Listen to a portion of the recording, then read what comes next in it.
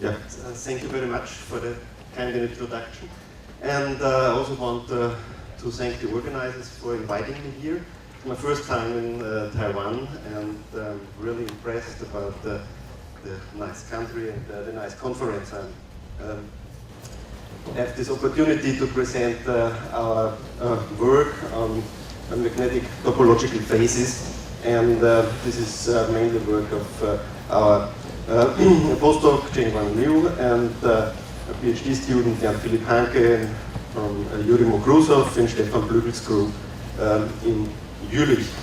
And I also acknowledge other collaborators in Jülich, especially Frank Freimuth, who is an expert on spin-orbit torques, Hongping Zhang, who was a postdoc with us and is now professor in Darmstadt, Sushi Murakami, who always has great ideas on topological insulators, and a little bit of the work I show from Kim, who works now with Professor Son. Let's give you the two talks before.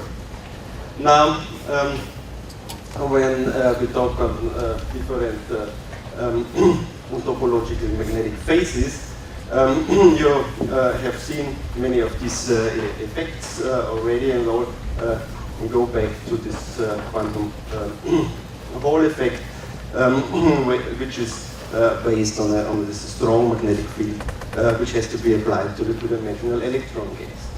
And in the quantum spin Hall phase, we don't have directly a magnetic field, but the spin-orbit coupling provides, so to say, internally the magnetic field here.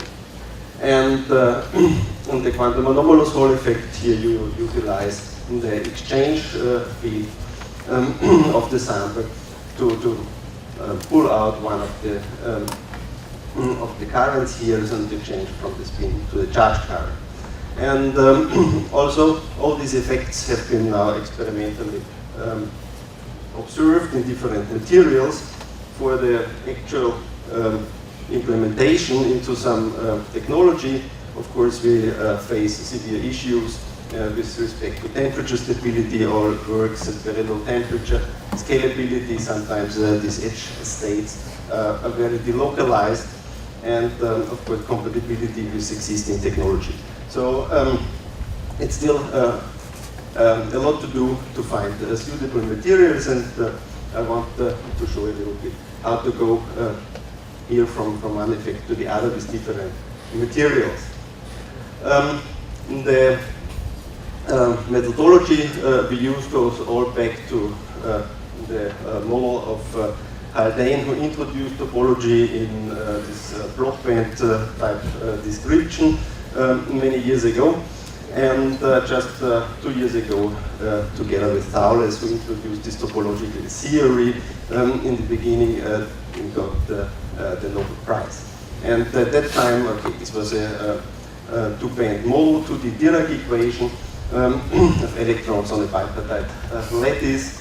And we have a flux threading through one of these hopping passes, and you modify the hopping, the next nearest neighbor hoppings. By this you get a Aronoff-Bohm phase. And what he was able to show is that such a artificial system, honeycomb lattice with staggered fluxes here, produces a phase diagram that has both quantum Hall phases and trivial phases, and all can be characterized by a single number. This is this what we use now as a Chern number here, which is proportional to the spin Hall conductivity. And this is given by the integral over the Berry curvature, and this is how we calculate also our Chern numbers here. And they are given by this expression here. You have the derivatives of the wave function, so the block periodic part of the wave function here, and the integration over the Brillouin zone. Only the wave function we take from DFT calculations. So here our FLAPW method, and then one-yearized.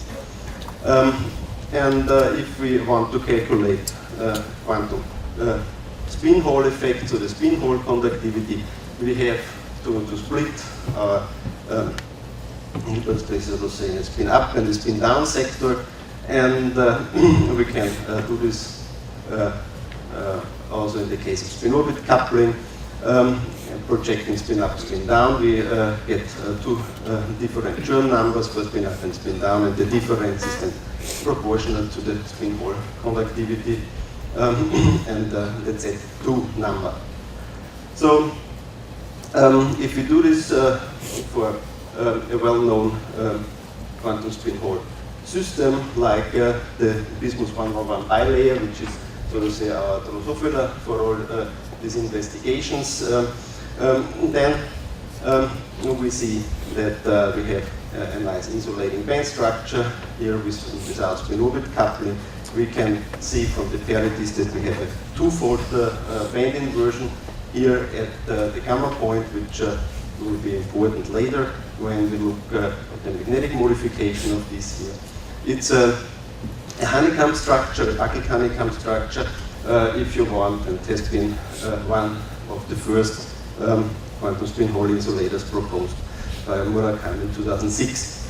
And the C2 number, which we calculate here, is 1. That means here in this band gap we have this nice surface state. If we calculate a nanoribbon, this is then an edge state, and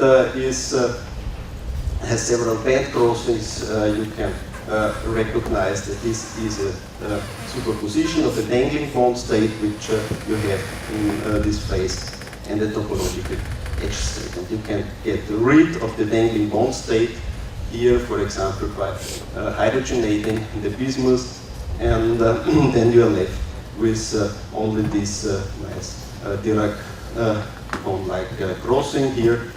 Of course, this is a one-dimensional band structure for this ribbon here, and you get rid of the dangling bond state. Now, you can see the difference to something with a CT number of 0. If you look at the same thing for the antimony ribbon, which is in the periodic table above the bismuth, then you see also the dangling bond state here, but if you hydrogenate, then you get an open gap, whereas in the bismuth case, you have still this. And this is then reflected also in our Chern numbers. Now, this is all well known, and now what happens if we put our phases into a magnetic field. And here again, the bismuth bilayer with its band structure, we focus here around the gamma point where we have our band inversion, and now we put on a magnetic field and we get a spin splitting of the bands, and we see that the spin up of the conduction band touches then with spin down of the valence band.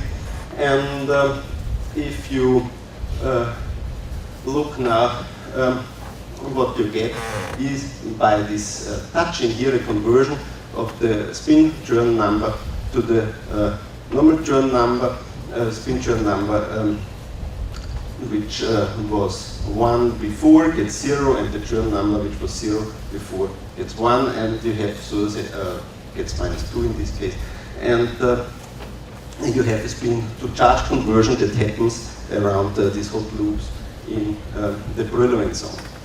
So the band gap closes, you go through a metallic phase, you reopen, and you are in the quantum anomalous Hall phase. And you can also trace this by calculating the anomalous Hall current, where you see during this metallic phase, you go from 0 to 2. And if you look what happens to your edge states as a function of this magnetic field here, you can see with a little bit magnetic field, you split the band structure here, but you still have your edge states, and then you close the gap, and only after a substantial B field you reopen it again, and you have then one conductive channel at the edge of these bismuth ribbons. Unfortunately, the B fields we require to go through these transitions, they're very high, 0.8 electron volt, which you can look achieve with external B-fields, so you have to use exchange fields that can produce splittings of this size here. And this is what we were looking for by chemically modifying this bismuth film. And one way to do this is by functionalization. For example, you can decorate the bismuth 111 with hydrogen, then it flattens, it gets almost ideal honeycomb lattice, and if you decorate only every second bismuth atoms from one side, then actually you get a spin polarized band structure. And if you look at the spin density in this honeycomb structure, then you see every second bismuth atom carries here the pz orbital, which is nicely spin split, has a magnetic moment of a Bohr magneton, and a stable ferromagnetic structure. And as you can see in this paper here from Professor Yao's group, the magnetization direction depends a little bit on the buckling, but for certain geometries we also have a nice out-of-plane anisotropy for this semi-hydrogenated bismuth 111 bilayer. Now, if we look at the band structure, then we see that this has now a nice band gap here, and in this band gap what develops is a quantized anomalous Hall conductivity. Here you see around the Fermi level, and the Chern number is +1 in this case. And if you ask where does the Berry curvature come from, what you observe is that you have again valley polarization, something which is very, very usual in these honeycomb lattices without inversion. We have seen several examples before, and the Berry curvature comes mainly from the K point and not from this K prime point here. So it's a kind of quantum valley Hall effect. And if you look then at the edge band structure of a ribbon constructed from such a semi-hydrogenated bismuth bilayer, then you see the edge states of one and of the other edge appearing here in this gamma K sector. So this is one example of a transition from a topological insulator to a quantum anomalous Hall insulator, where we know now many other examples where this happens. What I want to show you now is that you can do a very similar thing starting from topological crystalline insulators when you expose them to magnetic fields. And these topological crystalline insulators, they're characterized by mirror Chern number, which has been introduced already 10 years ago in this nice paper of Theo Fu and Kane, where they characterized their states in a three-dimensional material. This was a bismuth antimony alloy, one of our first three-dimensional topological insulators, according to their behavior with respect to mirror operation. And then you can see this is an inversion, and the C2, and the C2 gives you at the spin part a prefactor of plus minus I, and then you can again categorize your states according to this mirror eigenvalue and formulate the mirror Chern number. And this determines then the connectivity, in this case, between the valence and the conduction band of this topological insulator. And the calculation of the mirror Chern number is now completely analogous to how we calculate the spin Chern number. We separate our states in plus I, minus I sector, and then we take the difference of these two partial Chern numbers here to obtain the mirror Chern number.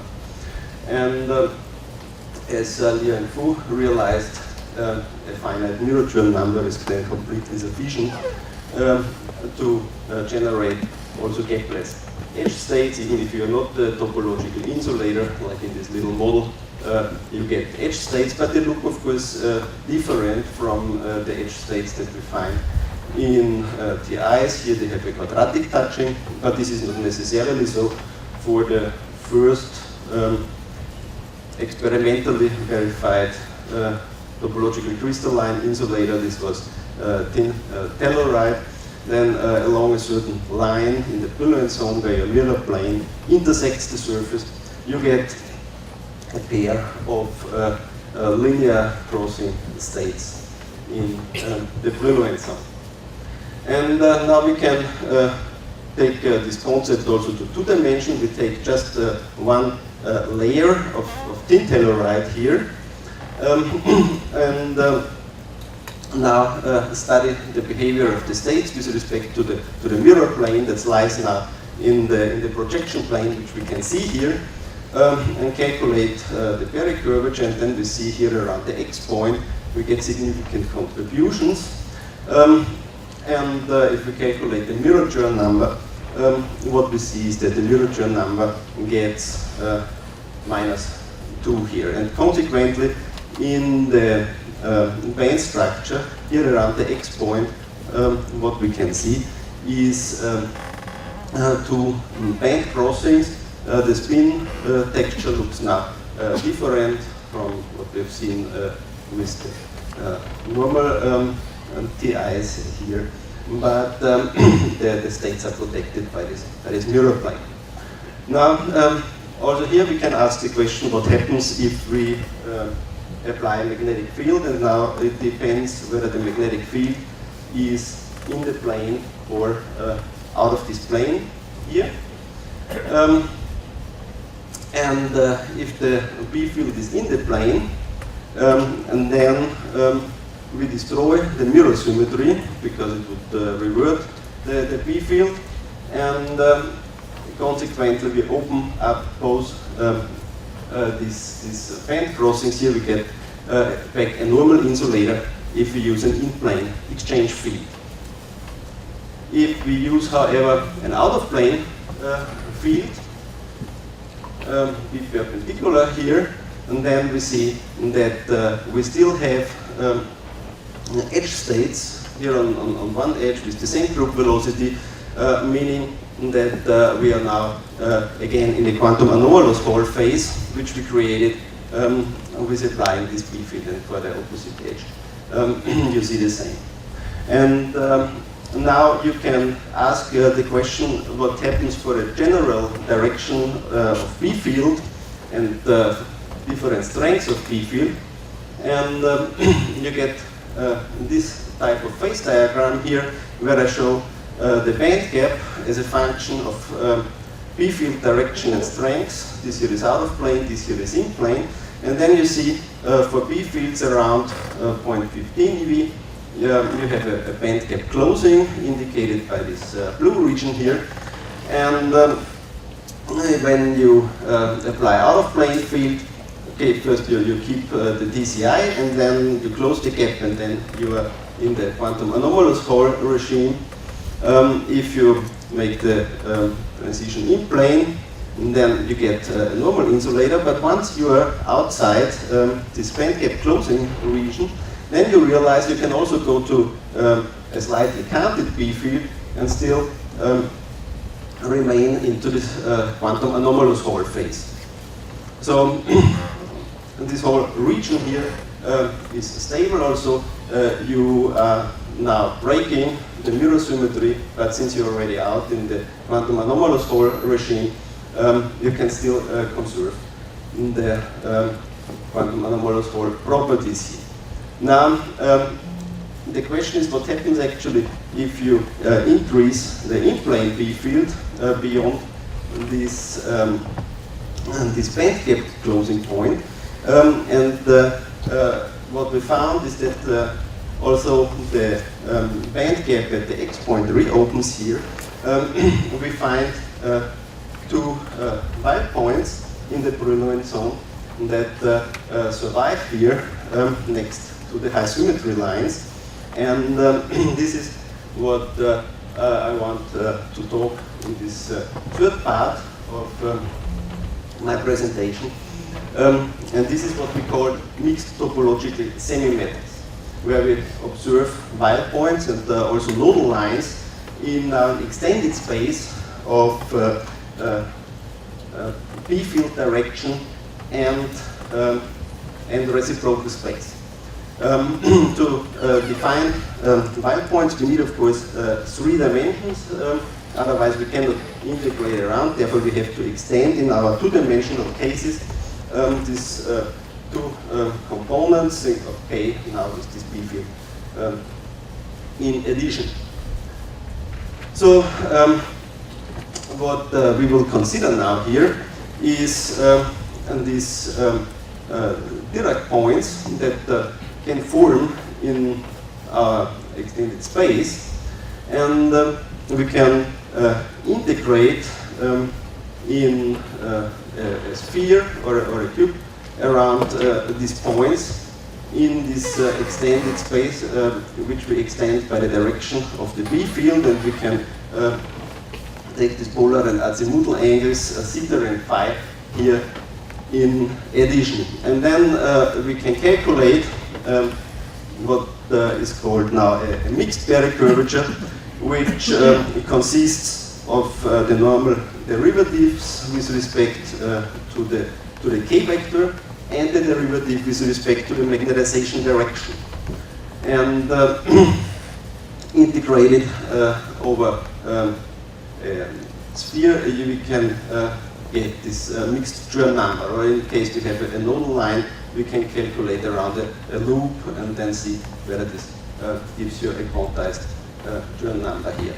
And the nice thing is that this quantity is now connected to the spin-orbit torque, because the spin-orbit torque is given by the Torkens tensor, which has this form, looks exactly like our Berry curvature here.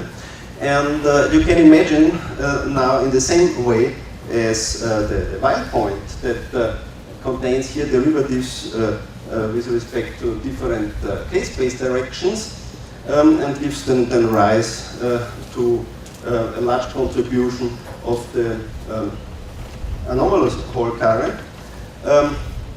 Here, if you have singularities, now you get a strong variation of this magnetic moment here, and you get strong contributions to this spin-orbit torques by these particular points here. And we identified different materials that show these mixed wild points, nodal lines. And one example is thallium selenide. From the symmetry, this is equivalent to the tin or the lead telluride I've shown you in my second part, where you have mirror symmetry and you have inversion symmetry. And here I show again band gap as a function of magnetization strength and direction. And as I told you here on this line, where you have your in-plane B field and you're beyond the gap closing, here you can find these mixed Weyl points.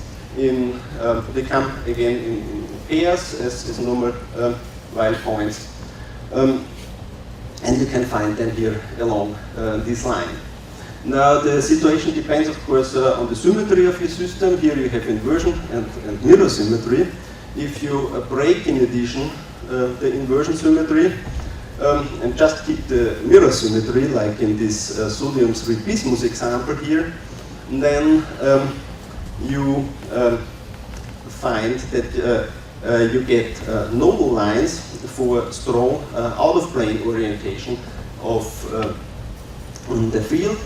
And you can also identify the topology of these nodal lines here along this direction. The situation can be also rather trivial, like for the bismuth bilayer here, but also get complicated if you have now no symmetry at all, like in this and gallium bismuth layer. And then you see you have several phases, like this time reversal broken quantum spin Hall phase here and two different quantum anomalous Hall phases, and they are separated also by these sheets of where you have the band closing and where you can look for your white points. Now, of course, you have in B not only the variation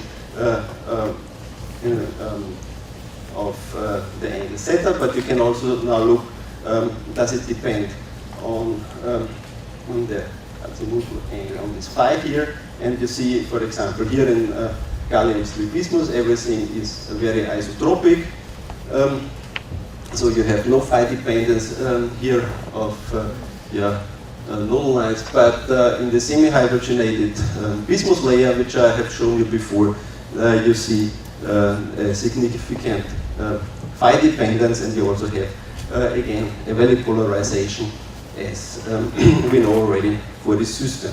And if we look now at one of these transition points, how does, for example, the orbital magnetization change when I go through with my magnetization angle here through such a point, then we see at a certain point in K-space where this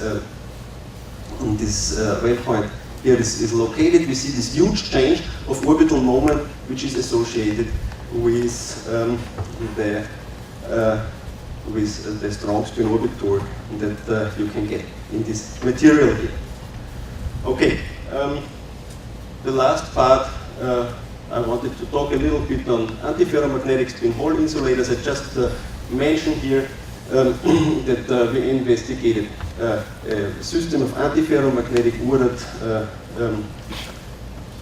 honeycomb lattice where you can make up a little model and derive a quite interesting phase diagram with two different quantum spin Hall phases. Now you have, so to say, two copies of the Haldane model here, and you can play with spin orbit coupling strengths and exchange strengths. You have normal insulating phase in between, and you can, so to say, go then from one spin Chern number to the other in this model.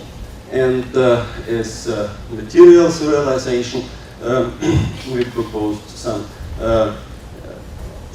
honeycomb lattice made out of tin, so as tannane, which is halogenated with iodine in a particular form, and then this gives rise to these antiferromagnetic moments here. And what you can see is that you get back the quantum spin Hall effect with a band inversion, which comes due to the spin orbit coupling here, and the spin Hall effect, spin Hall current contrast here to 2 in this little gap. Now, you can see that again you have value polarization in the Berry curvature distribution here over the Brillouin zone is different for this K and for this K prime point, and then for certain ribbons with zigzag edges, then you see again this asymmetry as we have seen already before the consequence of the value polarization.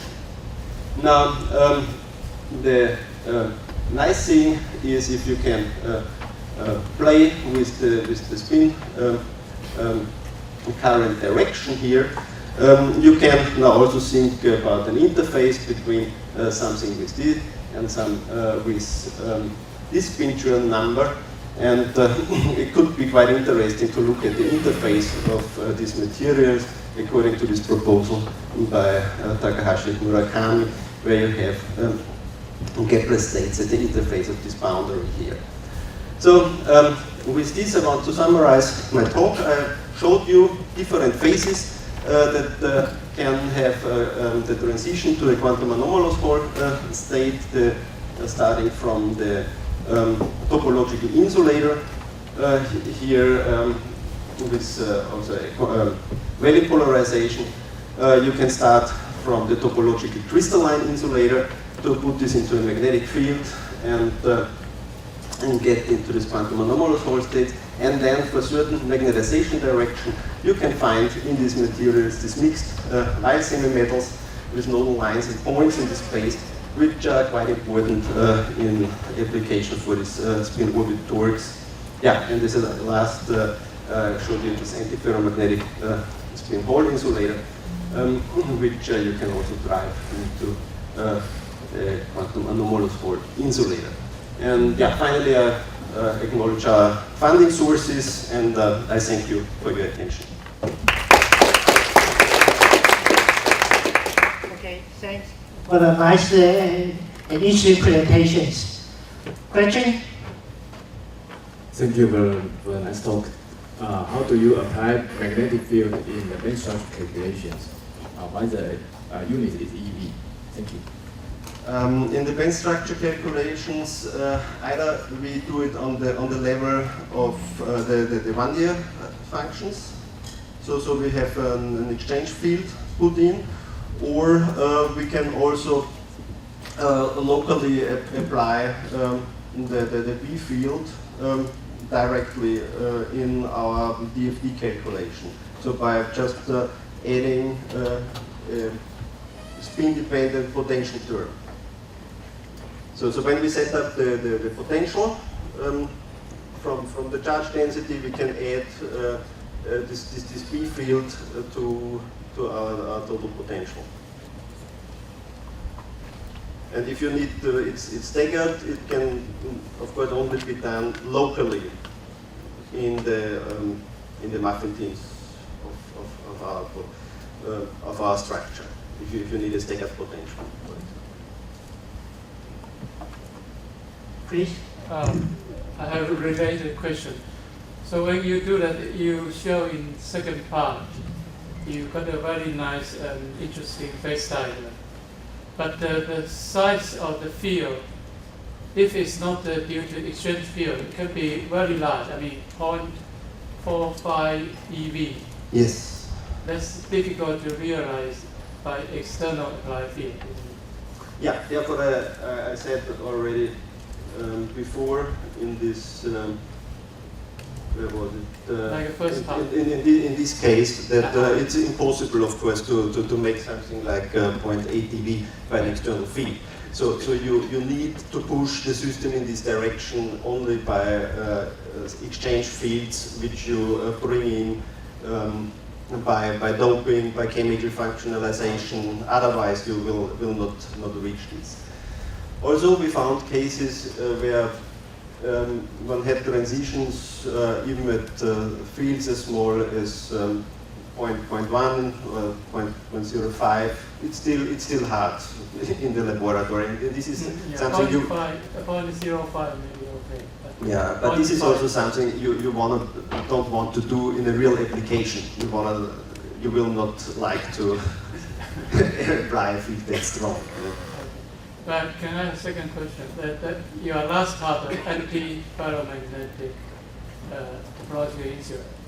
So my question is there any difference between non-magnetic topological insulator and your anti-ferromagnetic insulator in terms of condensed spin Hall?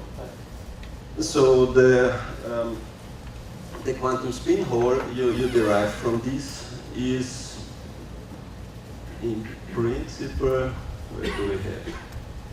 In principle, there must be some difference. So the values you obtain, this is very very similar. So I think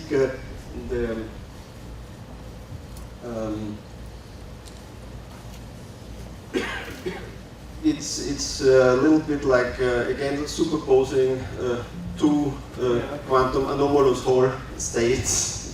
So that means condensed spin Hall conductivity will be double if you have anti-ferromagnetic. Yes. So now with two different magnetization directions. So you have what do you call the helical edge state will be double. Yeah. So you have this again. And the nice thing is that you can use now the sublattice magnetization as a tuning parameter. So this gives you an additional degree of freedom. In the normal quantum spin Hall insulator, yeah, you have it, and you always have this chirality of the edge state somehow fixed by the nature of your bulk. And here you have an additional degree of freedom to work To on. flip the spin current direction. Yes. Yeah, okay, that's very nice. This could be quite interesting. Thank you. More question or comment? Okay, I have one. For your hydrogen decorate the base mass layer, okay? You are decorate from the top, okay? If you have a quarter from top, quarter from bottom, well, we only played with two cases. So either we have full hydrogenation, and then the second hydrogen wants to go to the bottom, or we have everything on top. What would happen if we had now a quarter? It might be a little bit similar to this decorated Stanane layer in the end, where we have 3 from above, 3 from below, and keep one, we keep 2 open, and then you can introduce this antiferromagnetic coupling. So maybe something like this can also be realized there if you play a little bit with the hydrogen amount. okay. How to synthesize experimentally? Yeah, one has to see whether it's possible to address selectively one side. So how was the energy of you decorate the half on top and the quarter from top and quarter from bottom? So of course it wants to be fully decorated energetically, but you can imagine if you stabilize it on some substrate. Yeah, I mean not hydrogen. No, hydrogen will probably yes. diffuse, but you can maybe take something like iodine, which is also taking 1 electron, and then maybe it's possible. Okay, thank you. Question or comment in the last? If not, then thanks Professor Bihlmayer again, and thanks all the 3 speakers in the section. Thank you. Yeah. And I think is any announcement from the... Okay, so we combine the post session with the tea break, and the post session will be just next door. Okay, and another announcement is for the banquet. For those who don't know how to get to the restaurant, which is in Chinese is Feng-Chuan Guang, okay, which is just outside the university on the Guang-Yu Road. But if you don't know how to get there, the assistant will meet you at the 6 o'clock. It's a ground floor here on this building. Okay, so if you come here at 6 o'clock, and the conference assistant will take you to the restaurant for the banquet. Okay, any questions from audience concerning the banquet? No. Okay, that's the break. That's the post session combined with the tea.